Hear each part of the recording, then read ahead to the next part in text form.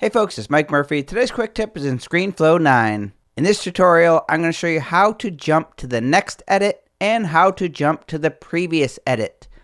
All that really means is how to jump to the beginning or the end of the clips on your timeline. Let me show you how to do it in Screenflow 9. An edit is going to be anywhere where there's a cut or a gap in the clips. It's also going to be the beginning and end of a clip in the timeline. To go to the next edit, all you need to do is press the single quote key, and that will go to the next edit.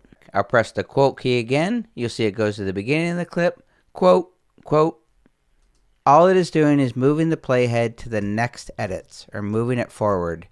To go in the reverse direction, to go to the previous edit, tap on the semicolon, which is right next to the quote key. So the semicolon is going to go to the previous edit in your timeline, and the quote key is going to go to the next edit. So two very helpful keyboard shortcuts in Screenflow to learn. Tap on the single quote key to go to the next edit. Tap on the semicolon to go to the previous edit. My name is Mike Murphy. Cheers.